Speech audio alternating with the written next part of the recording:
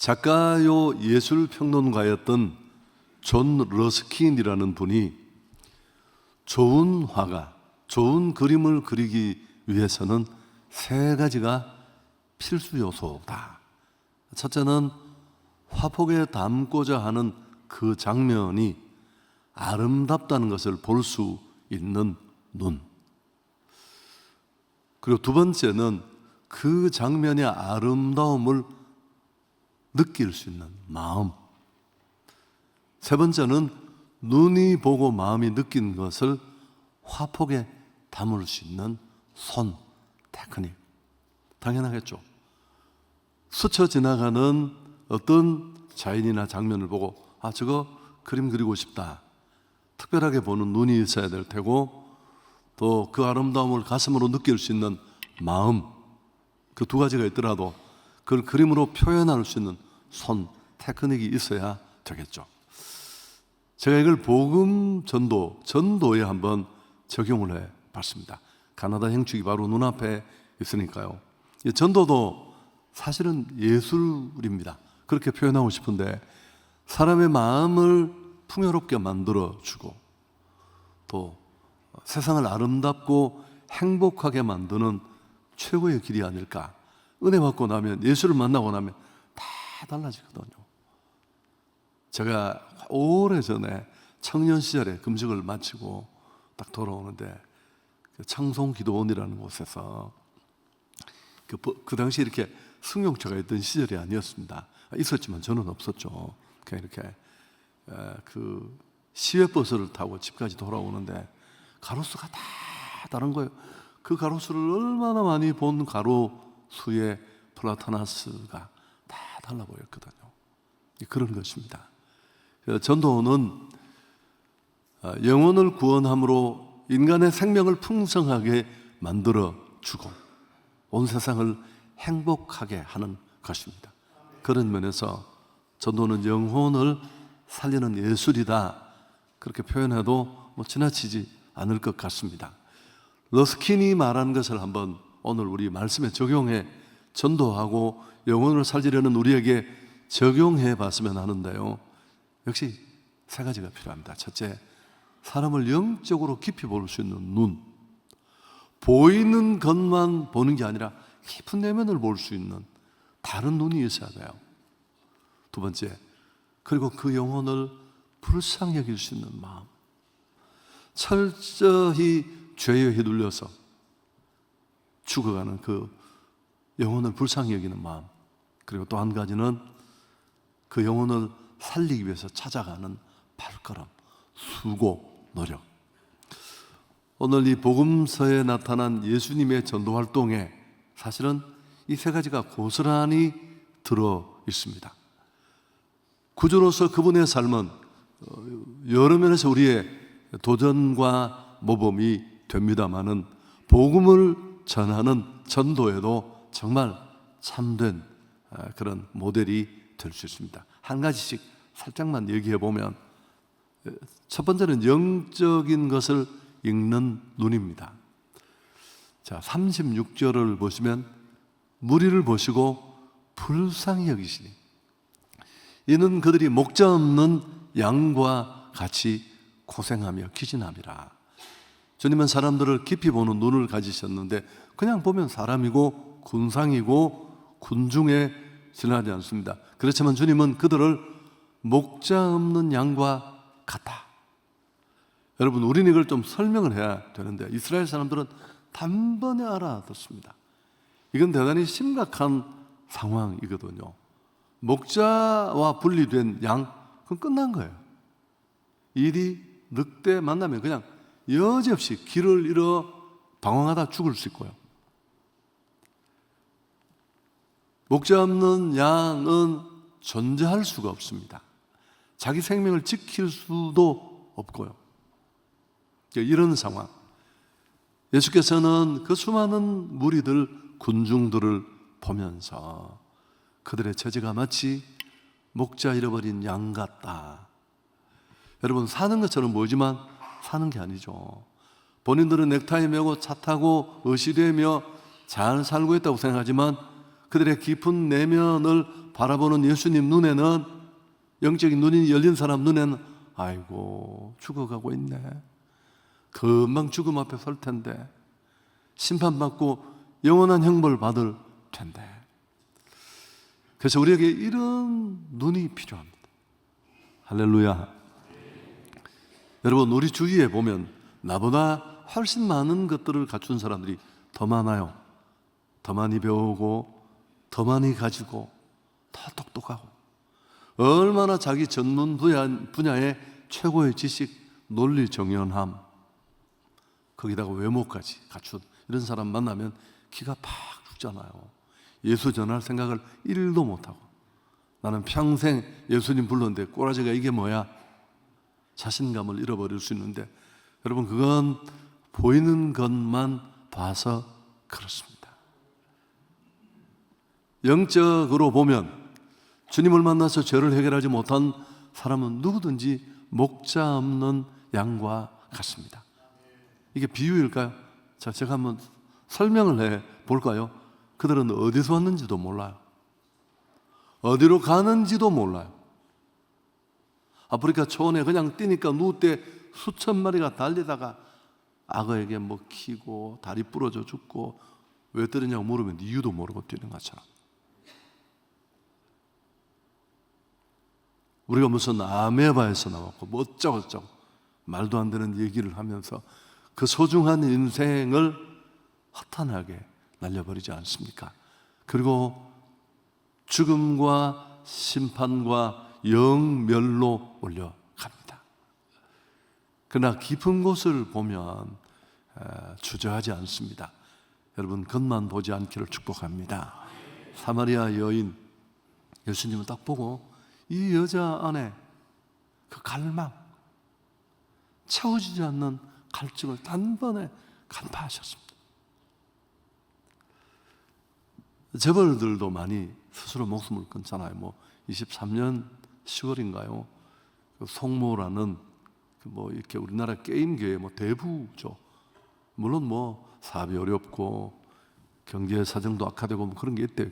경영 사정도 악화되고 우울증도 있었다고 합니다만은, 일반인 우리가 보면 도대체 뭐가 아쉬워서, 뭐가 부족해서, 아니 그렇게 어마어마한 제국을 이루어놓고 싶지만 인간은 그런 존재가 아닙니다. 두 번째는 불쌍히 여기는 마음입니다. 예수님은 무리를 보시고 민망히 여기셨다. 이건 상당히 완곡한 표현인데 창자가 끊어지는 아픔입니다. 원래 원숭이 새끼를 뺏어가면 어미가 그 새끼 잡아가는 걸 보고 너무 속이 타서 창자가 끊어진다. 애가 탄다라는 말이 창자가 끊어, 애가 창자 애자거든요. 얼마나 그 부모가 자식이 아프면 차라리 내가 아픈 게 훨씬 낫지. 우리 어머님 맨날 기침만 2번 하면 벌써 제 문 앞에 와서 성질 급한 아들이 또 소리 지를까 봐 참다가 내가 엄마가 물 갖다 줄까? 옆으로 한번 돌아놓고, 아 어머니 왜 그러세요? 그럼 가신 줄 알았는데 좀 이따 또, 여러분 제가 이런 사랑을 받고 자랐습니다. 그래서 여러분, 이런 연민이 우리에게 필요합니다. 사람을 영적으로 볼 뿐만 아니라 그 영적 상태가 가져올 그 무너짐의 상태를 불쌍히 여기고, 예수님이 그 시대의 사람들을 보면서, 여러분 그래서 복음을 전하는 겁니다. 이런 얘기가 있습니다. 지옥을 한 번이라도 경험한 사람은 전도자는 그는 견디지 못한다. 뭐 이해가 어려운 말이고, 또 우리 중에 진짜 지옥을 경험하는 사람이 누가 있고 뭐 어떻게 있겠습니까? 그러나 이제 성경에 얘가 있잖아요. 지난 주에도 살짝 말씀을 드렸는지 모르겠습니다만, 누가복음 16장에 나오는 그 부자, 그리고 부자 이름은 성경이 밝히지 않지만 그의 집 앞에 헌대를 앓으며 늘 힘들어하던 나사로, 둘 다 죽었고 부자는 아마 아름답게 장례를 치렀겠지만 나사로의 시신은 어쩌면 정부의 도움을 받아 이렇게 들것에 아니 말려서 그렇게 치워졌을지 모르죠. 그러나 죽어보니까 지옥이 있다는 것을 부자는 압니다. 아브라함 품에 안겨있는 그 나사로를 보면서 너무너무 부러워합니다. 그리고 그가 그 천국과 지옥의 실상을 제대로 처참하게 알고 나서 제일 먼저 생각한 게 뭡니까? 땅에 있는 형제들에게 이 사실을 알렸으면 좋겠다. 아브라함은 역시 갈 수 없고 전해도 듣지 않는다. 그러면서 매우 중요한 얘기를 합니다. 땅 아래는 모세와 선지자들이 있다. 이 전도자들을 말해요. 쉽게 말해요. 그들에게 듣지 않는다면 설사 죽었다가 살아서 돌아가는 자가 있더라도 권함을 받지 않을 것이다. 여러분, 그렇습니다. 오늘 우리가 바로 이런 복음을 전해야 될 자리에 있는 줄 믿습니다. 이걸 누가 알려주겠어요? 지옥 가서 그 어마어마한 지옥불에 고통받으면서 내 부모, 내 친지, 내 지인들, 그들을 향한 안타까운 마음이 있지만 소식을 어떻게 전해요? 메일 보내요? 우리는 성경을 통해 너무너무 잘 알고 있습니다. 전도자 무디, 너무 멀리 떨어진 사람 얘기인지 모르지만 유명한 얘기입니다. 시카고 집회를 가는 길에 무디가 땅에 엎드려서 펑펑펑 통곡을 했습니다. 주최 측에서 깜짝 놀라서, 아니 부흥의 강사가 길 가다가 땅에 엎드려 막 우니까, 아니 목사님 집안에 무슨 일이 생겼습니까? 무디는, 여러분 이 거리에 저렇게 많은 사람들이 다니고 있는데 지금 저들이 어디를 향해 가고 있습니까? 저들이 지옥 가서 멸망당할 것을 생각하니 너무 마음이 아팠어. 내가 통곡하지 않을 수 없습니다. 무디가 그날 저녁 집회를 할 때 수많은 사람들이 주님께 돌아왔다고 하죠. 여러분, 무디가 위대하고 유명한 전도자가 된 이유를 알겠죠. 설교를 깔끔하게 해서가 아니라 그의 안에 이런 영혼을 향한 연민의 마음이 있었기 때문입니다. 아멘.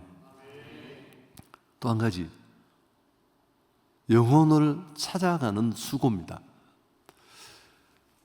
눈이 열려서 그 영적 세계를 보고 또 정말 안타깝게 여기는 애타는 마음이 있다고 하더라도 실제적으로 찾아가서 알려주고 끌어내고 오게 하고 돌이키는 수고가 필요해요. 여러분, 그래서 가라라는 표현이 굉장히 많이 나와요. 우리는 안 가고 싶어요. 내가 가고 싶은 데가 있거든요. 지금처럼 그냥 하고 싶거든요. 하던 일 하면서. 여러분, 이번만큼은 갈 수 있기를 바랍니다. 그러므로 너희는 가서 모든 민족을 제자로 삼아 너희는 온 천하에 다니며, 가라는 말이에요. 만민에게 복음을 전파하라. 전도는 사실 오게 하는 게 아니에요. 사실은 그게 어려운 일이에요. 그래서 저도 한때 다 찾아갔습니다. 제가 대학 캠퍼스 다 다녔고요. 중고차 200만 원짜리 하나 타고 그게 다 딸거가 막 뜨면 이렇게 비행기 뜨는 소리가 뻥, 옆에 날개가 들려가지고 열심히 했었어요.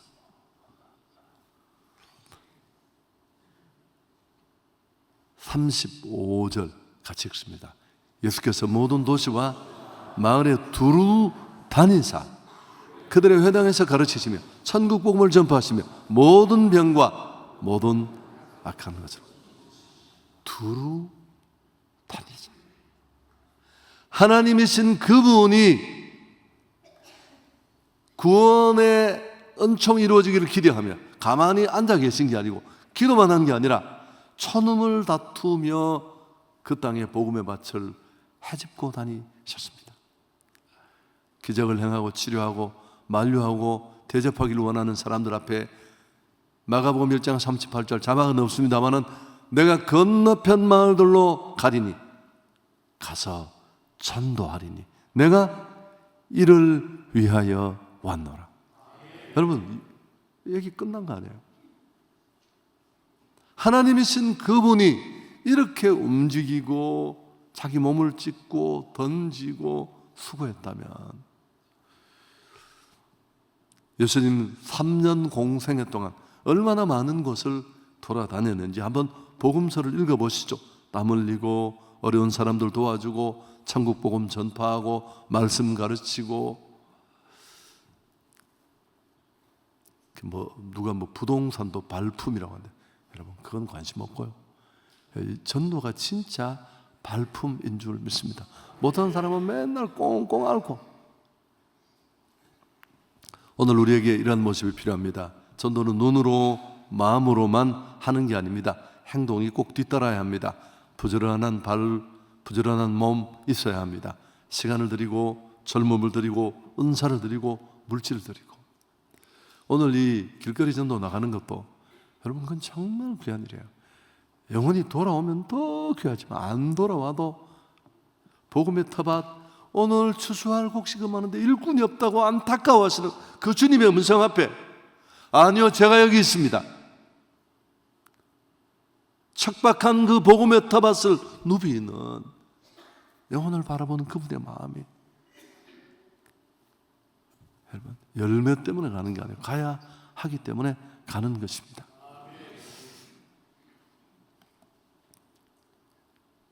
이 가나다 행축에 지금 우리에게 딱 필요한 게 뭘까요? 토요일 2번이라고 했죠. 몇 시 몇 시인가요? 11시, 7시.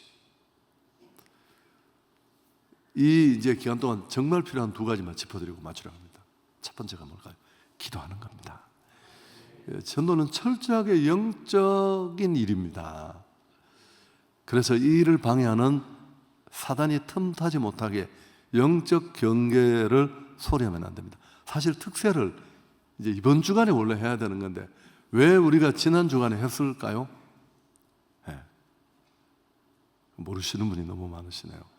여러분 우리가 늘 직전 주간에 하는 게 그 타임은 딱 맞는데, 이 직전 주간에 영혼들을 실제로 만나고 전도하고 막 이러기에 너무 촉박하다고 성도들이 전도하는 교회니까 요청을 해서 한 주 앞으로 간 게 지난주에 한 겁니다. 1000명 넘는 사람들이 나와서 행축 특세를 주도했던 교육자들은 입이 여기 걸렸는데 저는 그 걸렸던 입을 다시 벗겼습니다. 아니 우리 교회 교세가 얼마인데 1000명 나왔다고 우리가 과연 그렇게 입을 찢을 만하냐? 감사한 일이지만 지금까지도 기도 안 하셨던 분이 기도하자고 현수막 걸고 인공호흡이라도 하자고 하는데 또 안 쉬는 사람들은 뭐 초상났다고 봐야 되겠죠. 과연 자신을 지키고 세상을 이기고 어둠의 원천을 찍어 넘기고 하고 싶지 않은 일이지만 해야 할 일을 할 수 있는 그런 힘이, 그런 분별력이 우리에게 있을까요? 여러분 전도와 기도는 항상 함께 가는 것입니다.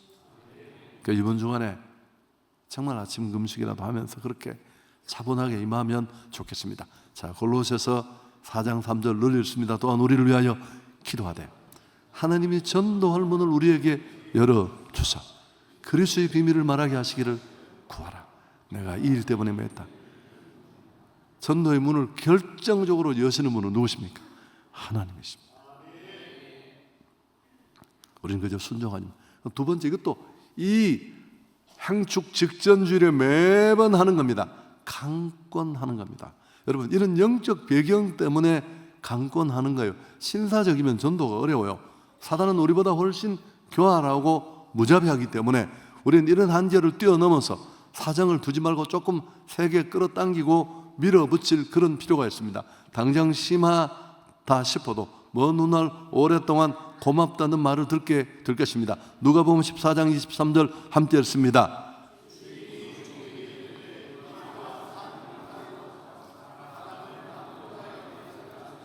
네, 세월호 이야기도 했잖아요. 수백 명의 아이들이 타고 있는데 그 위기 속에 여러분 어떻게 가만히 있을 수 있겠습니까? 강권합시다. 강제성은 있지만 사람을 그런 마음으로 이끌고 촉구해야 합니다. 한 사람도 빠짐없이 구원하기를 원하시는 하나님의 마음, 사랑이 있다면 부모가 자식을 포기하지 못하잖아요. 왜 포기하지 못해요? 아니 내 새끼를 어떻게 포기해요? 얼마나 내가 사랑하는데 차라리 내가 아팠으면 하는데 눈에 넣어도 아프지 않다고. 아시죠? 신랑은 죽으면 땅에 묻지만 자식은 어디 묻는데요? 가슴에 묻는다.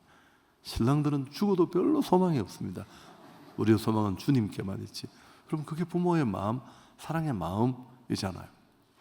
그래서 강권하는 게 막 전도 올리려고 상식 없이 행동하라는 게 아니라 참, 아니 그냥 두면 죽는데 다시 기회가 없는데 우리 인생은 모두 세월호를 타고 가는 참 그 배의 이름 너무너무 기가 막히죠. 아니 누가 그걸 그렇게 지었을까요? 세월호라고.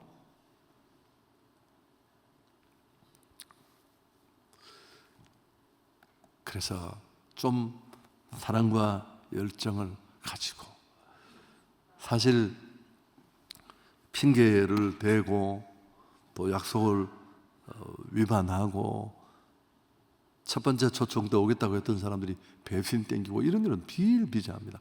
여러분 이걸 상식적으로 접근하면 안 되고 영적으로 이해해야 될 줄 믿습니다. 왜? 복음을 들으면 결판이 나는 거예요. 그걸 못 듣게 하는 게 사단의 가장 큰 일이죠. 그래서 여러분 데리러 가는 거죠. 집 앞에 제가 TD 얘기 트레스디아스라는 게 있어서 우리 교단에서는 약간의 이단성이 있다 이렇게 권유하지 않습니다. 우리 교단은. 근데 TD 그 수뇌부에서 제가 대구 지역에 목회할 때 저를 데려가려고 꽃다발 들고 집 앞에 대표들이 다 찾아왔어요. 저는 물론 도망을 갔습니다만 여러분 그렇게 하는 이유도 다 그 여지를 주지 않고 또 그게 힘들면 여러분이 교회 이 사선을 혼자 넘어오게 하시면 안 됩니다. 배려가 아니에요. 이건.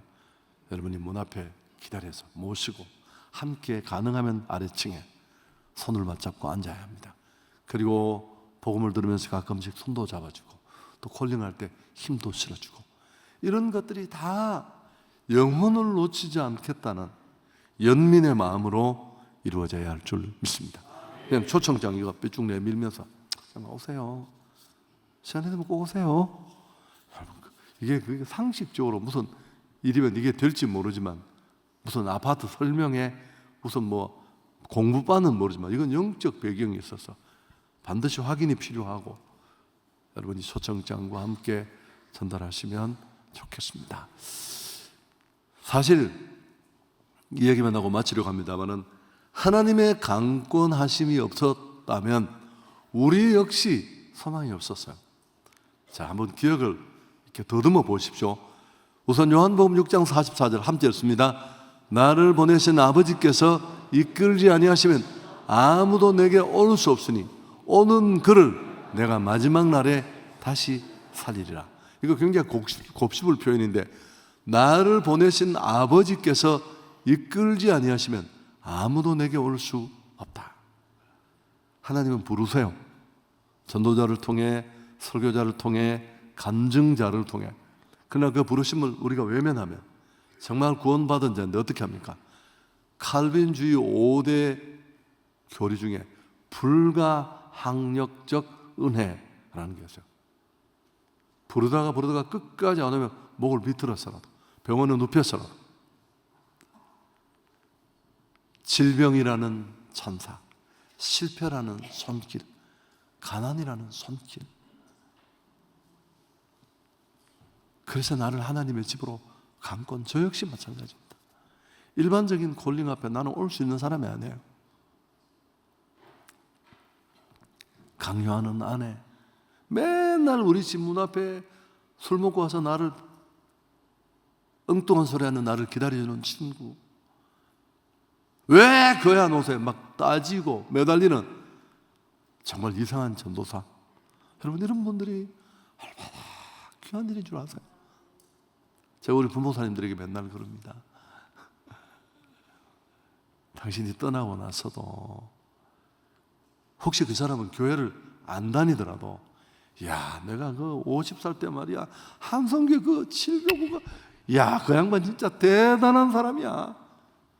혹시 교회 가려면 거기가 그렇게 말해주는 사람들이에요. 여러분 지금 결판나는 게 아니에요. 하나님의 강권하심이 없었다면 오늘 여기 예수 믿고 구원받을 사람 몇이나 들 오세요, 오고 싶으면 오세요 초청장 픽 던지고, 여러분 꿈도 꾸지 마십시오. 그런 일은 없습니다. 꼭 이번에 기도하며 힘있게 영혼을 살려낼 수 있기를 축복합니다. 여러분, 여성들이 가장 후회하지 않는 일이 뭘까요? 아이를 낳는 일입니다. 모든 여성이라고 말할 수는 없을 것 같아요. 내가 모든 여성을 만나보지 못했는데, 그러니까 이렇게 보면 우리 딸까지 그 아이 낳는 일은 너무너무 힘겨운 일인데, 키우는 일은 더 힘겨운 일인데, 그 생명의 출산, 그 생명이 주는 행복은 그걸 다 지워버려요. 삭제. 여러분, 영적으로도 마찬가지입니다. 나를 통해 복음을 받고 주님 앞으로 돌아온 그 한 사람을 보는 행복, 여러분 꼭 누릴 수 있기를 축복합니다. 마지막 얘기입니다. 조셉 알드리치가 쓴 생활전도라는 책에 나오는 얘기인데 제가 참 감명 깊었습니다. 예수께서 지상의 모든 사역을 마치고 하늘나라에 올라가셨습니다.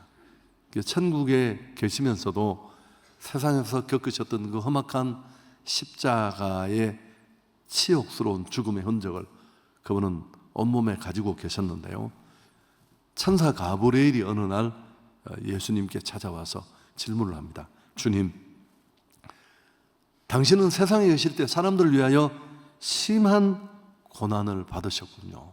예수님은 그렇다고. 그러면 주님께서 사람들을 어떻게 사랑하셨고 또 그들을 위해 어떤 일을 하셨는지 사람들이 다 알고 있습니까?